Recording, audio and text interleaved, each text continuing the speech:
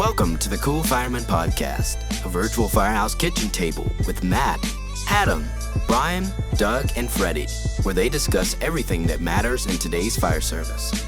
Now let's get to the show. He says, Did you see the post that Kenny got? Did he send you that? No. Yes. Yeah, I saw the text thread. Can you tell those you guys cooler... text in the middle of the day from a retired guy in shift people when the white collar mafia is at work, right in the middle of trying to solve all the firehouse problems. Y'all want to banter back and forth on the text thread. Ah, geez. It makes a white shirt guy's job rough when you're on the text thread. Hey, listen to this. Speaking of that, the white shirts, me and Ronnie were sitting together today recapping some stuff at work. Ronnie, my boss, we talk about him all the time here on the show, Ronnie Hayes. And he told me, he said, man, them guys, they were giving you a hard time last week on the show. And I said, well, Chief, I was out of town. I didn't get a chance to listen to it yet. So on the way home, I listened this week to the show. And it wasn't even a minute and a half in, and y'all were giving me crap about... What was it? Birdcage and what else was it? Yeah, and that makes sense with the Aladdin. On your Aladdin. On my Aladdin. And what did I say in the text thread with the sticker? I'm like, is that me as a genie? And y'all all laughed, and I didn't get it. You didn't get it because I didn't send you the actual the. Hold on, I'm going to send it to you right now, and we're going to hear it. We're going to hear it first thing from Brian. So this is where it came from. Am I going to hear it? No, you're going to see it on your text thread. Check it out. Hold on. Check it out. I don't have a bald head. Oh my God, I know. But so it took it. I gave it this photo, and I sent it, and it made that photo.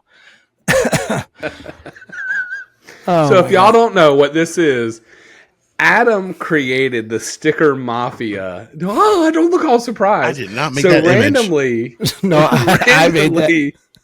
Randomly, we will, in our chats, we will get these little stickers. And so if you do something funny, well, I'm speaking at one of my board meetings, and I got my hand up, and I'm wearing a shirt, and I got my little, name, like official badge on here, and now I look like a genie. And from Aladdin. So yeah, it's from last week's podcast. If you guys listened, we were wondering where Brian was, and I thought he was on the new set of Aladdin because he had already finished Birdcage. So, and then he said, "Oh, you're the genie," and I said, "And then you got to rub the lamp," and I rubbed the beer, and so that's part of our snail mail, which I'm not going to give away. So let's jump into this. We've been bantering enough. Yes. We've been bantering enough. Welcome back to the Cool Fireman Podcast. You got Matt, you got Adam, or otherwise known as Unkie, and you got Brian from East Coast Scholars. Hey, welcome back. Real quick, sponsors, unkieseasoning.com. Go get you some. From the firehouse to your house, Unkie's seasoning packs bold, firehouse-tested flavor into every meal. Whether you're grilling, roasting, or just sprinkling it on your favorite snacks, our blends turn everyday eats into unforgettable bites. Pick your flavor, shake it on, and taste why it's firehouse approved. Go to unkieseasoning.com. Awesome. And also from Tom from the Burn Box. Brought to you by the Burn Box, the #1 firefighter subscription box. The Burn Box celebrates firefighter products and firefighter-owned and operated businesses. Start today and receive a monthly box of firefighter apparel, gear, and tools. Check them out at theburnbox.com. Awesome. So those are our sponsors. Go get you some. We love them. They love us. It's just a great friendship we have. Real close. Real soon. Oh my gosh. I just got like totally mixed up in my brain. Had a stroke.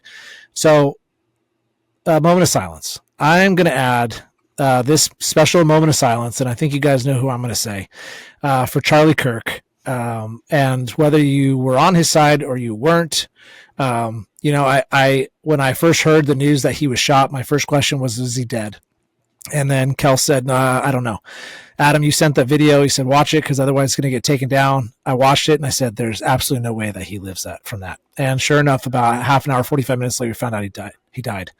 As soon as we found out he died, my whole body kind of went warm, and I just felt bad for the whole country, for the whole world. because this is what we've come to.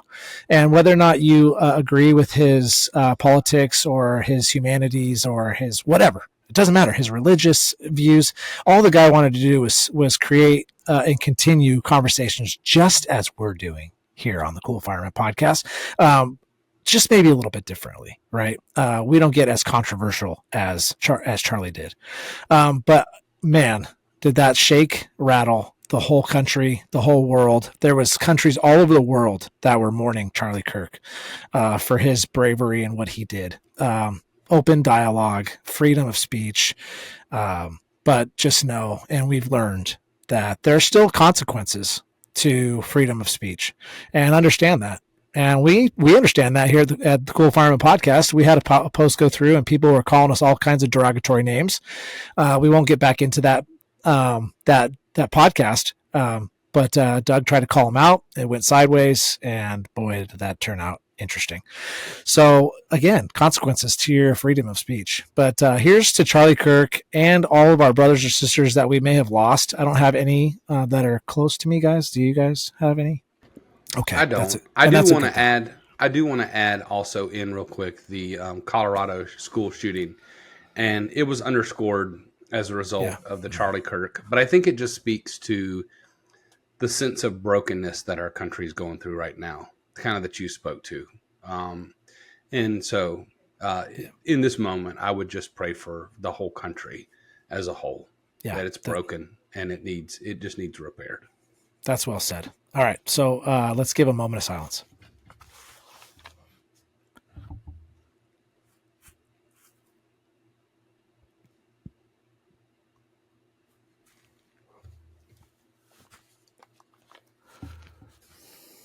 Okay. Well said.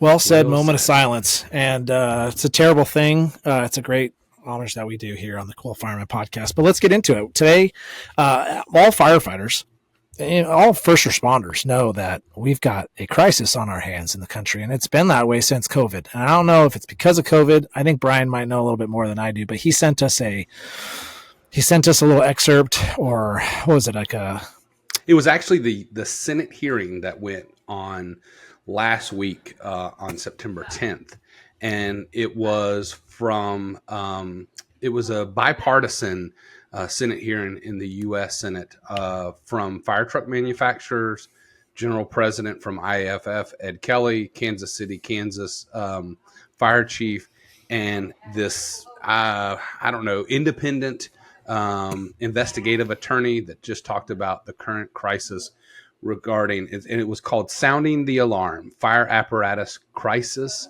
a Committee on Homeland Security and Governmental Affairs. Yeah.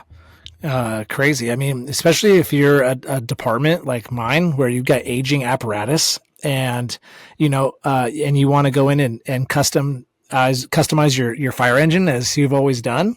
You're waiting what, 2, 3, 4 years? I mean, for a ladder truck, I mean, it's what you're going through this right now where you work, Brian, right? It's like 4 years or something. Yeah. That's crazy. It's 4 years. And the lead time and what the reason why I wanted to mention this specifically, and I want this to be the call to action. I want people to chime in, and I'm hoping this will be a magic clip that we can mark. Call to action. Let us know whether you're paid, volunteer, urban, suburban, rural. When did you last order your truck and get it in 12 months? Or when did you just order it and have it delivered in a reasonable time? So our current lead times are 36 to 48 months. And what's odd from our one last manufacturer was we were expecting to get an aerial October, November. So next month or the following month. It was a 103 foot straight stick, and then another engine in the spring. Well, they've moved the engine up and the aerial back. So they flip-flop spots. Like, we signed a contract. How do you just flip-flop and say, oh, this one's now going to be 6 months longer, and this one's now 6 months earlier? And, the sad part about it is, what do you do? What do you do in that moment as the people who have it? So we, created staffing positions for people to ride trucks. And that aerial that was going to go into play in October, those crews running shifts 24/7, 365 are now going to get on a truck that was built in 2001. So that truck is 24 years old, 25 years old, 24 years old, soon to be 25 years old.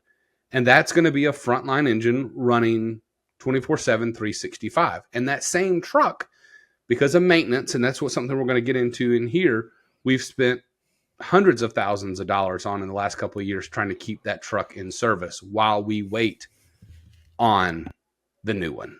Right? How do we manage that? And that's what I want us to talk about tonight. That's way above my pay grade. I mean, you sent that text message, and I was like, I don't even know how to talk about that. And I'm the guy that shows up to work. I have 0700. Hey, be at work at 7. Okay, I'm there at 6:30, and I'm like, where's my fire engine I'm going to run on? Well, you know what I mean? Like, but so this is the reason why. But the reason why I wanted to talk about it is because in this conversation, and I'm hoping that Adam can chime in on the DoD side of this, is in the Senate hearing, and I hope we can put it in the show notes. It's about an hour. It's probably about 2 hours long, and you can get through the fluff at the beginning, right, and get back. I mean, you can watch a little bit of the beginning and then a little bit at the end. But these manufacturers, they talk about how we desire for it to be so customized, and how their shift has been to a plan to create a model where there's really 3 lanes, right? There's you just want a stock truck. You don't care. You just want a pump, a hose, a custom cab, red fire truck, white cab, whatever, minor options. Just get it to me. All right. It's got water. Then you've got the middle aisle, the one that's going to take a little bit longer. You can only put so many options on it. And then there's that third line that's fully customized. That's your 4-year rig. So, right. So you got your 12-month, your 24-ish month, and your 36 to 48 month long rig. And so they've got these different lines, and depending on what you want depends on how fast you wait. So how I want this conversation to go is, what can today's firefighter, here's another call to action, here's another magic clip, is what can we live without in order to get our fire trucks sooner, so that way we're driving on working newer fire trucks, right? What can we compromise without? Can we compromise without? It's not, and for the magic clip, I'm not asking you to, I'm saying, can we? And if so, what can we live without? Ooh, I don't know. That's because I'm telling you, I'm not riding the truck, so I'm going to go back to you. Yeah, tell me, Matt, what can you live without? Well, I mean, there's things that in my town that we can't live without. And one big thing for us is our angle of departure. So we have, I mean, literally the flattest road in Laguna is the Ape. That's the joke. And otherwise we like at our station 1, we almost have to take at an angle in our engines, because the front spikes or whatever will hit. Or the not necessarily like the front bumper line or anything, but we'll have that gnarly angle departure. So our whole town is topography driven. It's just, so that's one thing that we heavily customize in these fire engines that we really can't get through. Now, could we go to a manufacturer and be like, hey, this is the angle departure we need? Okay, yeah, you've got a choice of this one, this one, this one, this one. So it's funny that we're talking about this too, Brian, because when I was walking around Safer, I had 94 apparatus to look at. Now, not all of them. Some of them were ambulances, some of them were squads, some of them were tankers, and the whole thing. But I was looking at the fire engines, and I'm like, could we technically just say, I want this one, and put it on the road and drive it back to Laguna? And I didn't find one fire engine that I could do that with. So we've now, and this is the other thing you're talking about. This is probably the other scary thing that you're talking about when you're talking about new fire engines, how long you're going to have them for. So if we're going to budge and say, okay, I want a fire engine in 3 months. Okay, I'm going to take this, because you're still going to have to go out there. There's still, it's still going to be months. It ain't going to be tomorrow that you have a new fire engine. You got to put in radios. You got to customize the inside of it with where your radios are going to go and all that kind of stuff, right? But you're going to have this rig for 20 to 25 years, right? And you're just going to be like, well, I'll take one in 3 months as opposed to 2 years, and sacrifice those 20 years that you could have just waited a couple years and got your other rigs through it. I think that might be like a driving factor. And again, make a comment if I'm wrong, which I could be. I started this conversation with this is above my pay grade. I show up to work. I go, where's my fire engine? I don't care if it's the relief rig or if it's the frontline rig. It is what it is, right? But to have a rig, we basically built our firefighting force around what we need, like the tools we carry on it, the wherever the maps go, like whatever. There's the little intricacies, right? And so you're asking, what can I do without? And I think that's more of a global cultural answer than just, I could really go without a front bumper line, or I could go without a rear line, or I don't need transverse lines, or my transverse lines can be higher, whatever it is. I think it's more of a global answer than that. I think a lot of people around the country would say, like, it's just not an option for us because we have A. A is a deal breaker, whatever it is, angle departure for Laguna. That's a deal breaker. And then the second thing is like what I said. I mean, there's probably other things in between, but what I'm saying is it's you're going to have this rig for 20 to 25 years.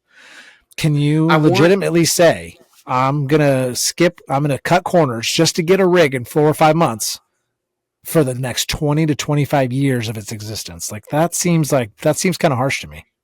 I don't disagree with what you're saying.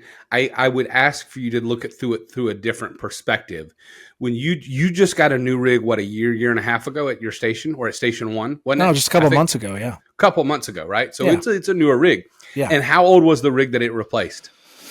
Technically it was a 2006. 2006. Yeah. So it was about 20 years. So it was about 20 years old, and you were still fighting fire with it. You didn't throw your hands up at 707 and go, I can't use this. It's 20 years old. It's terrible. It's outdated. Yeah. Right. And so I guess that's what I'm saying is that, we are doers. So we make do, right, in order to functionally make work. But if we come in and we say, hey, the truck's out of service, it's broke, it doesn't work. So I think what we look at is when we say, hey, a roto ray, a bell, a shiny bell on the front. Maybe it has a coffin box on the top. It needs slide up trays for certain types of extrication equipment, or I want these options on the side. I think those are those little things that we say, hey, what if we stored it differently? If we went out to our truck today and said, those are nice things to have, but we can adapt it. Or listen to this, if we can get it to the dealer and have the dealer put that on versus having the plant do it, because the chokehold is at the plant, not at the dealership. Kind of to your point, hey, it's going to take 2 to 3 months to put it in service. But while it's there, I can have those options, those things put on at the dealership as opposed to at the plant, because it slows down production overall. Adam, you were making notes, and I want you to kind of chime in here, because I know in the DoD world, you guys are so heavily regulated on what you can buy and what you can't buy, what options are there and what options aren't there. I think you can give us a good dose of figuring it out and making it work, right? Because you're kind of forced to make it work. Yeah, like I've always said, there's 1,000 ways to do one task in the fire department. We've here worked with the Navy. We had hit some serious bumps in the roads, and in the past, now about 2 years, I mean, we were riding in pickup trucks with no water, just our gear and SCBA, no tools.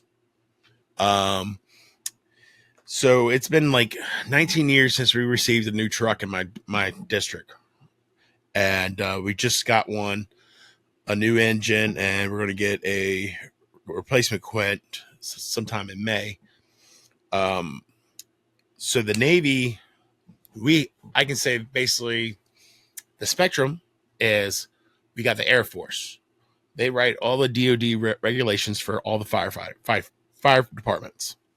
So as Nick, he's with Army, he's different than me. But nonetheless, Air Force writes the rules and procedures kind of deal. So the Air Force, got the smart kids, got the money. You take a truck with all the bells and whistles, right? Everything they offer, Air Force will get more stuff on top of it. All right. That's how they are. They're ridiculous. Like just for these little crash trucks that they have all these switches and buttons, and it's amazing. Then you got the Navy. Literally, Pierce goes, here's our basic truck. The Navy goes, too expensive. What can we take off of it? Took a bunch of stuff off. He made the Navy's own series, and it was consisted of parts of other companies that nobody wanted on the fire trucks. They go, hey, here's a bunch of stuff in our warehouse. There you go. We're going to put it on these trucks, and that's what you're going to get. And they were like, thank you. So that's it. So the Navy's below the basic. It's the same thing with the Oshkosh on the crash trucks. That's actually, I'm pointing up in my shelf. That's a Code 3 model of my crash truck when I first started in the fire department. And we had the Oshkosh guy come down so much. He was awesome. He'd tell us that in the basic model for a cigarette lighter, it wasn't in the basic model. So people were hot wiring stuff to charge their phones. So he went back to Oshkosh and said, hey, you got to change the basic model. The bare minimum has to have this. Well, it's like only a few dollars. I mean, like less than $25 just to add this little option to it. And he's like, no, the Navy's not going to add anything. They just take the basic option. So the Navy, it's like below the basic package. And then there's Air Force that's above. And I seen it because we just got at my station. Those trucks are over 20 years old, falling apart. I can go into a long detail about that. So we got these KMEs. They're not horrible. We got one of the crash trucks. It's from Camp David. Is one of the presidential crash trucks for Camp David, and we're getting the sister one within a couple months. And that thing, I'm used to those Oshkosh trucks, 5 switches that makes it do everything. This KME truck is specced out. I'm talking about there's at least 50 buttons and switches on this thing. It blows my mind. It's got more switches than my fingers and toes. when I go back to the firehouse, I'll take a picture of the dashboard. Y'all just be blown away. Take a picture of your dashboard. Have you ever seen Air Force One land? Yeah, or not Air Force One, but what is it? The helicopter at the White House? Marine One. What's Marine One? Thank you. I could not think of the name of that. That old Pierce that sits out there. It's amazing how the age of that one has survived on the DoD side as long as it has. I don't know that's city. That was I forgot. It wasn't long ago, like a year or two ago. The DoD just took that back over. It was this Washington D.C. Fire Department would do that standby crash trucks, all that stuff. That was them. Wow. I never understood why. Just because we have a background check. I'm not saying they're not going to get a background check for coming on the property. You know, there's going to be a select few, but especially Marines running it over Q City. Well, I want to dive into this because I think it's important for us to go into. The other thing that this hearing talked about was the market share that these 3 major manufacturers have. So Rev Group, Pierce, and Rosenbauer make up 80% of the market share. So they own 80% of the sales of fire trucks in the United States. If you remember, I think it was Sam who told us. Maybe it was somebody else. I may have been on my. Y'all know that we've switched or are in the process of switching manufacturers in my department as part of a new truck purchase. And so I've done a lot of meetings and discussions and plant tours about this. But somebody told me there was 45 different fire truck manufacturers in the United States. With that being said, Rev Group has E1, KME, HME, Ferrera, and Spartan. They own all 5 of those companies. Spartan manufactures the Spartan cabin chassis, which unless you produce on a commercial cabin chassis, a Freightliner, a Kenworth, whatever, any other custom cab is only on a Spartan cabin chassis, predominantly. So if you have one of these other ones, Toyn, I don't know, throw another name out there, they're produced on a Spartan cabin chassis. So Rev Group supplies the other 45, the cabin chassis, on the other smaller dealers. And what they discussed in here, and what they really tried to get them to say, these senators, under oath, was, is there collusion going on? Is there, this kind of racketeering that's occurring? And so they wanted to launch, and I'm not sure that it's not going to happen, is this investigation by the Federal Trade Commission on fire trucks. And what am I getting at? Because kind of to your point, Matt, it's like it's above your pay grade, right? Like at a station level, like, look, Chief, I just need my fire truck. And the reason why I'm bringing this up, because I want the boots on the ground to understand that there's people in Washington, D.C. that may either be helping this process along or slowing it down. And it's nobody's fault at the firehouse, right? Like, we're all frustrated in this together. The white shirts, the blue shirts, right? The white collar, the blue collar, the gray collar, whatever colors we talked about on the last podcast when we talked about what color collars are we. But the workforce, the brunt force that's out doing this work, is frustrated by this. They also talked about the profit margins and how much money is being made right now. So this backlog, this 4-year backlog, these same companies are posting 12 to 14% profit margins. Now, pre-COVID, they were 3 and 4%. Think about that. So they've seen a 10% profit increase in less than 5 years. I'm going to put Adam on the spot here for a second. Adam, have you, on an individual,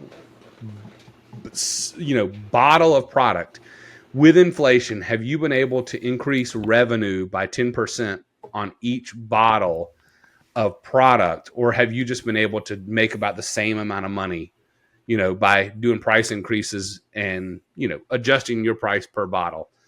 But have you been able to make 10 plus % increase in 4 or 5 years on each one? No, none of my numbers went up. Yeah, not when your numbers go up. So you have these people that are saying in the fire truck world, hey, we have this backlog, we can't get products, and everything's delayed. And yet over here, they're saying, oh, we're making more money than ever. Wow, wait a minute. This doesn't make sense. And so, again, for the end user, for the guys on the street who are like, I got to go in that daggone reserve engine again because it's broke. And that reserve engine is 25 years old. It's 27 years old. I don't understand what's happening upstairs, why the Chiefs can't get this thing. It's not their fault. It's nobody's fault. So, again, it goes back to what can we do without? Because we do need trucks delivered sooner. Can we take a stock truck? Can we modify it for the things that we need? So that way the boots on the ground, not the guys riding around and pick up trucks and Tahoes, but the people who need it can get what they need to go out and do their job. That's the thing. And that's why I think that call to action is so important, the engagement. Do you guys do truck committees, Matt, where a group of firefighters and maybe a chief officer get together and spec out your trucks? Yes. So if you're not on that committee, you need to be feeding information into that committee because, like you said, the wheelbase or the angle of approach and departure is what's a critical need. But you may be able to take some options off and revise it. We went through ours the other day. We have 477 options on our engine. That's how many things that we've selected on that truck. Yeah. And we needed to get it down to like 440. So we needed to trim off 30 things. Think about that. What are 30 things that you could live without? It's everything from what color are the hubcaps painted to what color is the splatter. Kind of to Adam's point is what's the basic truck that's not a change? And what can be done at the dealership versus not? I think what it's going to come down to, Brian, at the end of the day is I want my fucking fire engine and I want it now. So I'm not going to go to the fire engine convention and pick a fire engine off the floor. Maybe I have a bad attitude. I don't know. I Jerry have was do that a anyway. fire and I You need an can't- engine now. Now, Call Jerry G. Wentworth. but you know what, 877 Matt? cash now. Matt, you couldn't do that anyway. I mean, you can, but you can't. You can get a stock Right. tanker, right? But you can't go get. I mean, you can go get a stock engine. You can go buy a used engine, but you're still having to make it work. Yeah. Okay. So a few things. I'll go back to your comment about 20 minutes ago about pulling things. Like what can we do without? And again, I'm gonna answer that again. And I think I'd say it's more of like a global issue. I don't think that you're going to be able to pull. One of your customizations might be a net that covers the transverse. Like that's not what I'm talking about. I'm talking about hose layout. I'm talking about the depth of your front suck, stuff that you cannot, like that you need to have custom, like global changes, like not even necessarily the layout of the interior side of the cab. Like I don't know. I mean, we're all clean cab concept. I know you guys don't abide by that really on the East Coast, but we are in Laguna Beach, whatever. We've adopted that over the past like 10 years or so, I guess. And so that's a big thing. Like that, I mean, all the engines that I looked at Safer, they all had their BAs inside the rigs. Doesn't happen in Laguna. All of our BAs are stashed outside of our rigs. So it's a global cultural thing. Now I'll go to another point of yours where you talked about like the guys and how they're complaining about, hey, we're in this old rig. That's not part of my culture. And luckily for the Chiefs, in my opinion, our culture is like, I want to figure this out. Hey, something broke. I don't think, God, wouldn't it be nice to be in a new engine? Like that is so far down on the priority list, which you're welcome, right? That's the firefighter. We're all ADHD for a reason, right? Like we all like have this like want to fix it. That's why all of us get divorced or something. That's what they say. Is like we always want to fix everything. Like even though like your marriage is going fine, you still got to find something to fix. That was on Rescue Me. That was the issue with what's his name again? Dennis Leary. Dennis Leary. Yeah, his wife, you always want to fix me. Anyway, so firemen, they always want to fix stuff. And so it's like, oh, there's black smoke coming out of the rear. Okay, let's take it to the shop. And that kind of takes me to the next point I was going to make. Thank goodness for our fire engine mechanics. And I can only speak to my guys. You guys can talk about yours, but Pat and Austin, and then their cronies that work at our city yard, that work on our fire engines, they prioritize us. Those are good fellas to be good with. Because if you're calling them for, the little bit of tape is coming off here, you think they're going to help you when something big happens? Like, no, they're going to, boy who cried wolf. Like, freaking beat it, firefighter A, But, like, there's a sense of, like, when there's a sense of pride in your rigs and you take care of the little things that you can, and hey, I tried, can't figure it out. Pat, what do you think? Oh yeah, it's this. I've seen this before. I'll have it back to you in an hour. No big deal. We'll hang out. And you're in with those guys. You have to have a good relationship with your shop guys, and they take care of you. And I think I was going to say, I do think it's the balance between kind of the episode we talked about before about pride. I think it was 116 or whatever. Like you said, taking care of it. But also the trade piece of this, as chief officers, do people know what they're doing? This is not a cheap piece of equipment, and I don't want some guy being out there like on YouTube trying to like thinking he or she may know what they're doing. So take care of it, take pride in it, know your rig, know what's normal, what's not normal. Don't let it go several days and be like, "Hey, Chief, did anybody tell you about XYZ123 with the truck?" And it's like, no. What? This is the first time I'm just now hearing about it. And you've been riding it for like 4 or 5 days, and who knows how much worse off it is. Adam, You've been over there like making like tons of notes. I know you're like chomping at the bit to chime in.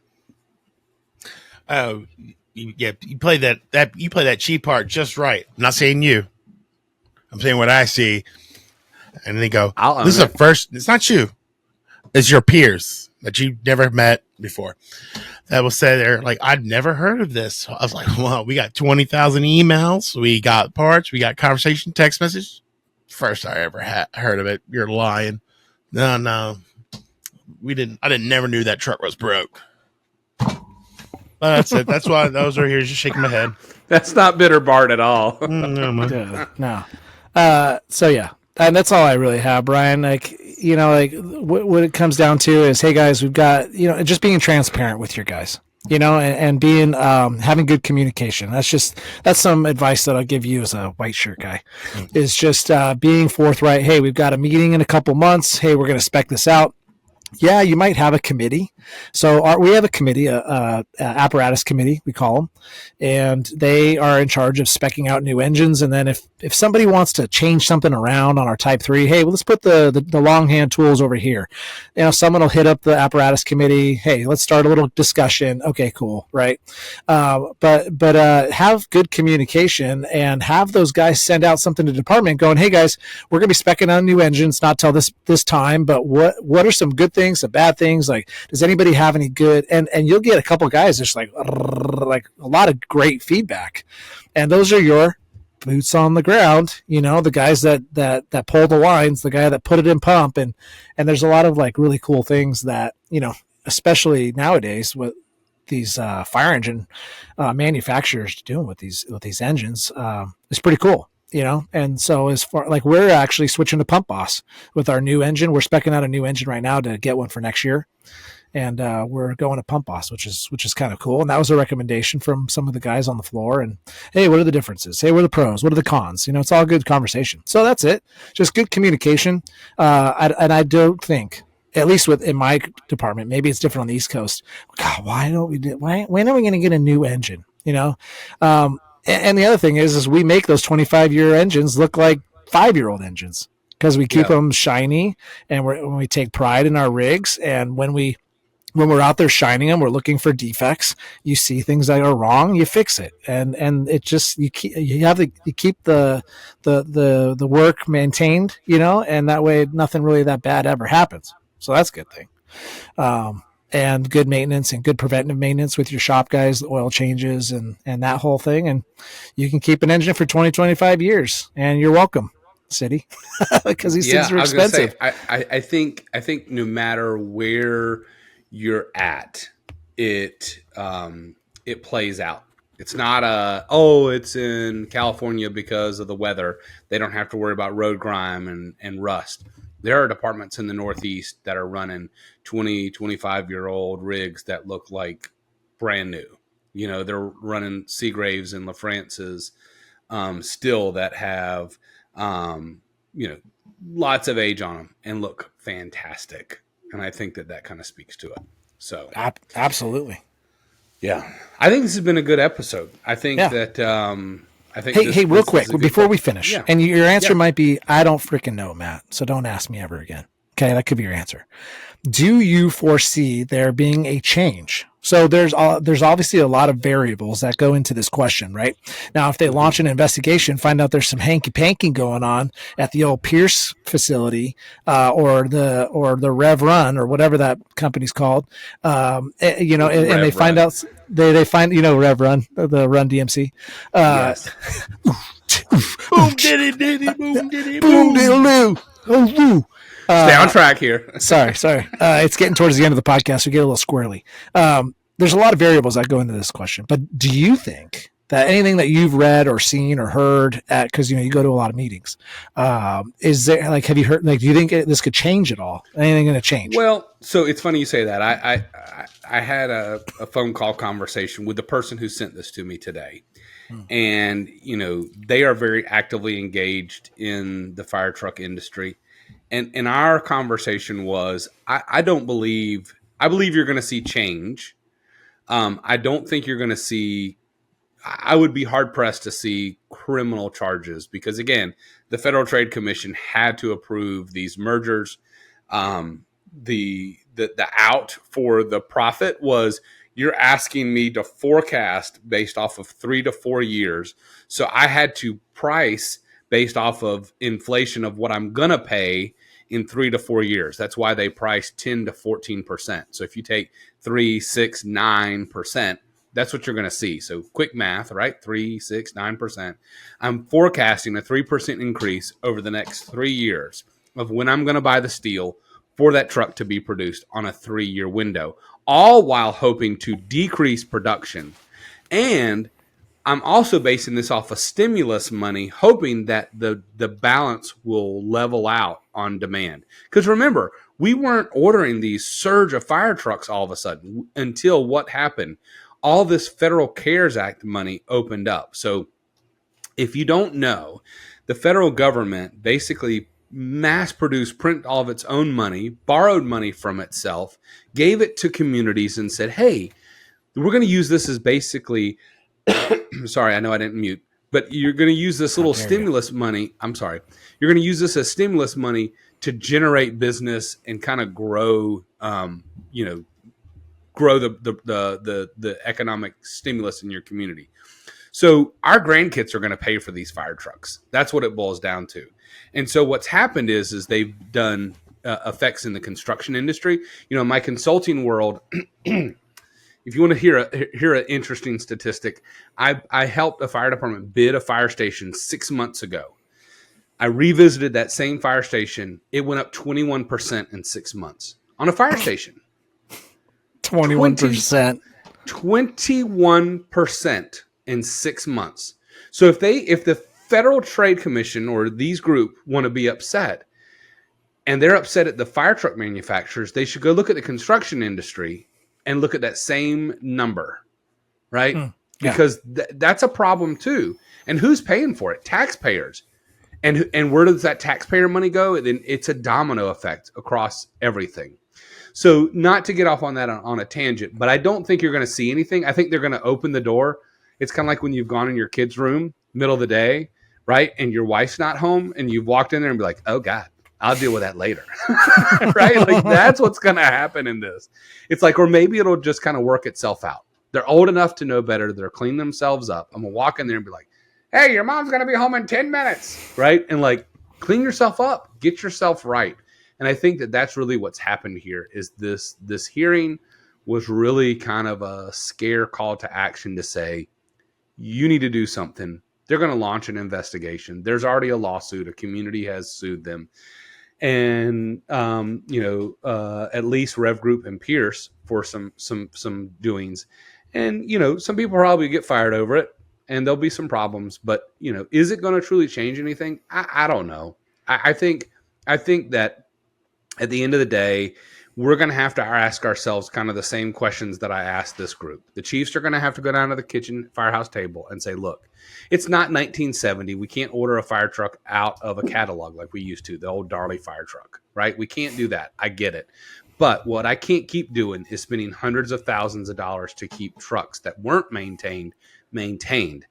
Can we do things a little bit different? It's nice to have shiny, nice things, but the money's not there like it used to be because fire stations cost more, turnout gear costs more, all these things cost more. So can we live without some things or do things a little bit different here at the firehouse? And if the answer is yes, what are those things? And that's really the point of it. Goodness gracious, great balls of fire. All right. Very good. Hey, that has been a good discussion, guys. Now it's time for snail mail. It's snail mail time.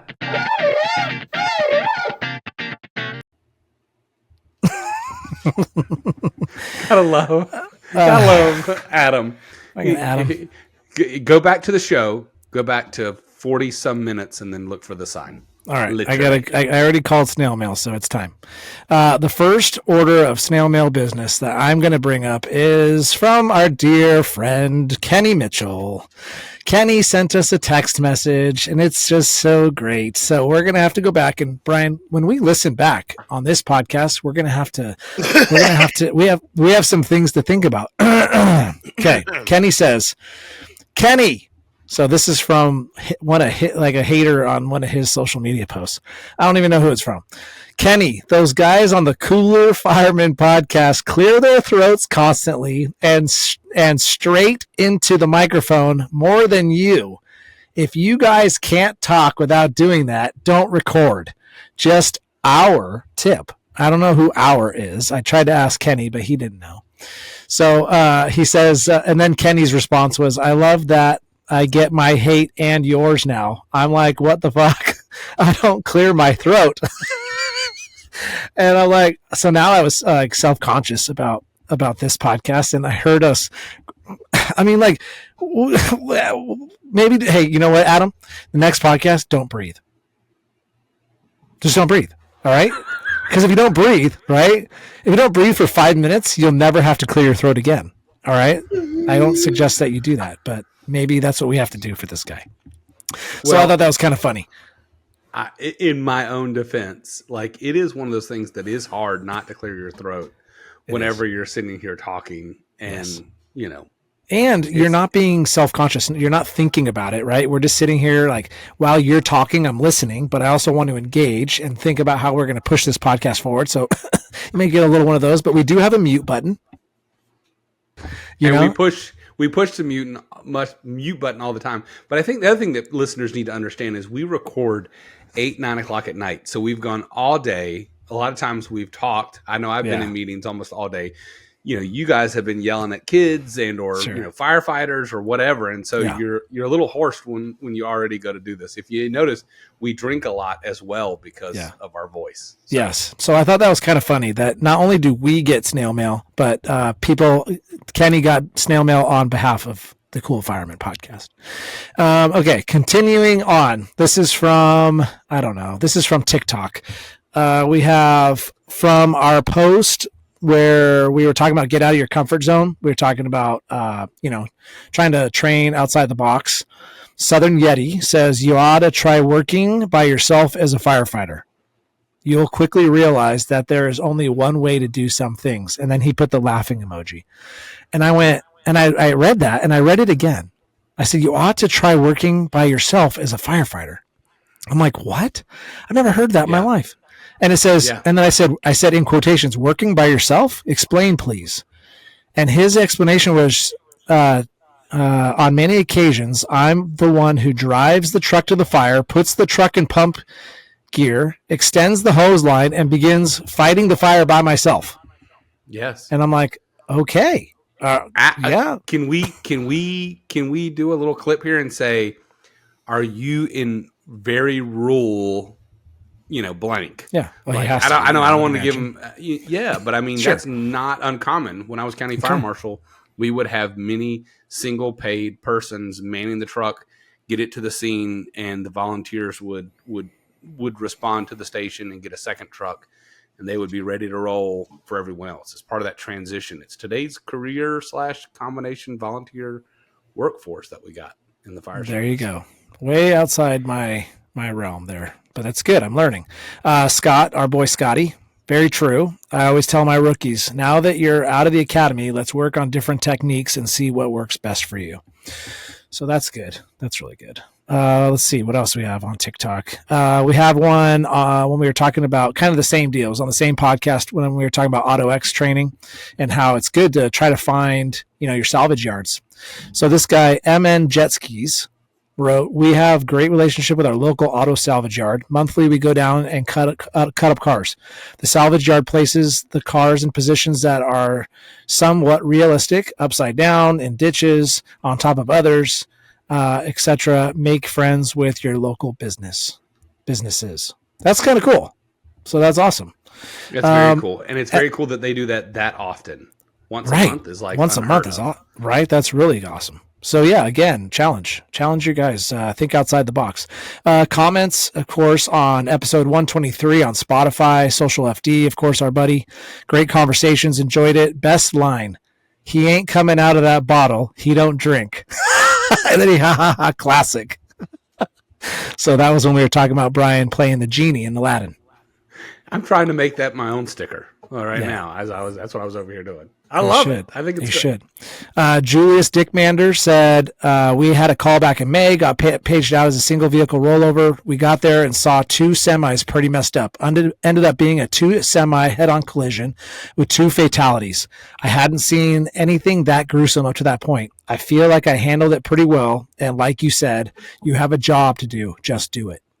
And that's, that was basically like my answer on that when we were talking about like how do you put up with blood, guts, gore, all that kind of stuff. And it's like you kind of disassociate yourself, and I'll say it again, right? You guys know we've talked about mental health awareness. Like you disassociate for that moment, but not when you go home and you start having dreams and nightmares about dead people, whatever it is. I don't know. Some people have a lot more, issues with it than others. And so it's okay to have issues, but just talk about it. That's all. There's plenty of resources. Operation Yellow Tape, all of us, Greg Rudiger from the Radcast that I help out with. I mean, we're all here and willing to take your direct messages. If you're having a hard time, we can point you in the right direction. So that is snail mail, boys. A lot of great stuff. Yeah. So unless you guys got anything else, we can roll right out of here.